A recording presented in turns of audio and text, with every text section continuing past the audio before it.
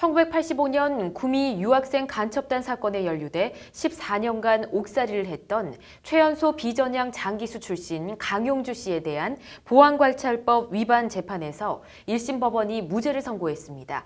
오늘 로인사이드 신세아 기자와 보안관찰법에 대해 이야기해 보겠습니다. 어서 오십시오. 네. 먼저 최연소 비전향 장기수 출신이라고 하는데 강용주 씨가 어떤 인물입니까? 네, 강용주 씨는 전남대 의대 재학 중에 23살이던 지난 1985년에 당시 안기부가 발표한 구미 유학생 간첩단 사건에 연루가 돼서 사형이 구형이 된 적이 있었습니다. 예. 그런데 이듬해인 1986년에 무기징역을 선고받았는데요. 네, 이 사건은 안기부 발표 당시 때부터 고문, 폭행 그리고 조작 간첩 논란이 컸던 사건인데요. 네. 강용주 씨는 김대중 대통령 집권 후인 1999년 2월 대통령 사면으로 풀려나게 됩니다. 근데 이때까지 이른바 전향서 제출을 거부하고 14년간 복역을 하면서 책의 최연소 장기수로 기록이 됐습니다. 그렇군요. 네, 현재는 광주에서 가정의학 전문의로 일하고 계신데요. 5.18 유족과 부상자들을 위한 이 광주 트라우마 센터라는 초대 이사장을 지냈고 지금은 군부 독재 시절 조작 간첩 등 자기와 같은 피해를 입었던 피해자들을 위한 재단법인 진실의 힘 이사로 활동을 하고 있습니다. 네. 더불어 보안관찰 신고를 거부하면서 20년 가까이 국가와 긴 싸움을 하고 있습니다. 그렇군요. 정말 끈질기면서도 좀 일관된 삶이라는 생각이 드는데 보안 관찰을 좀 정확히 알고 넘어가야 할 것 같습니다. 네, 보안관찰은 거슬러 올라가면 1936년 일제 때 만들어진 보호관찰령이라는 것에 그 뿌리를 두고 있습니다. 예. 한마디로 일제가 말을 듣지 않는 조선인, 이게 이른바 불령선인이라고 하는데요. 예. 이들의 동태를 파악하고 관리하기 위해서 만든 제도라고 합니다. 해방 이후에는 이게 사라졌다가 유신 때인 1975년 사회안전법이라는 이름으로 30년 만에 다시 부활을 했고요. 예. 1989년에 보안관찰법으로 개정이 돼서 지금까지 이어지고 있습니다. 뭐 일제시대 때는 독립군 같은 불령 선인들이 뭐 보호 관찰의 대상이 됐다고 하지만 요즘 같은 시대에는 어떤 사람들이 대상입니까?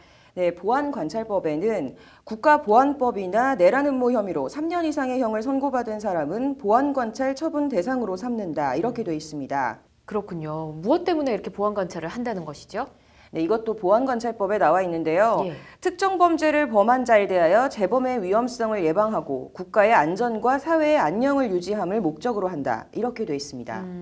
만약에 이 보안 관찰 대상자로 지정이 되면 어떻게 되는 건가요?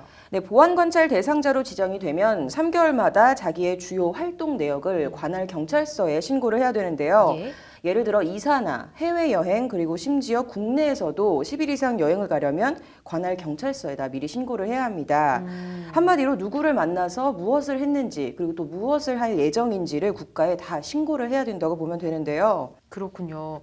그러니까 보안 관찰 대상자인 강용주 씨가 뭐 이런 신고들을 다 거부를 했다는 거네요. 네, 보안관찰법은 보안관찰 처분 기간을 일반적으로 2년으로 하고 있습니다. 법무부 장관은 검사의 청구가 있는 때에는 보안관찰 처분 심의위원회에 이 심의를 거쳐서 기간을 갱신할 수가 있는데요. 예. 강용주 씨는 1999년 사면된 후에 2년마다 지금까지 모두 7차례에 거쳐서 보안관찰 대상자로 재지정됐습니다. 18년간 어떻게 보면 이 창살 없는 감옥 생활을 계속해오고 있는데요. 예. 그동안 강용주 씨는 일관되게 이 보안관찰법상 관련 신고를 거부하고 있습니다.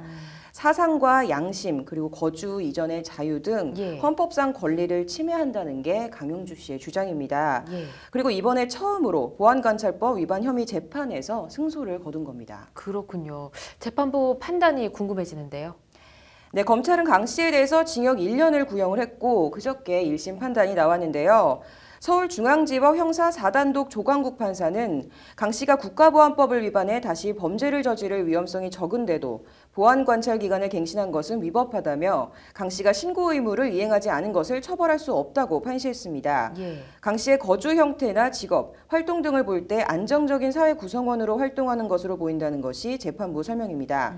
재판부는 나아가 보안관찰 기간 갱신 처분이 위법하면 법치주의 원칙상 기본권 보장 규정을 위반한 것이라고 덧붙였습니다. 네, 이 보안 관찰 기간 갱신 처분이 위법하다라는 건 어떤 의미인가요?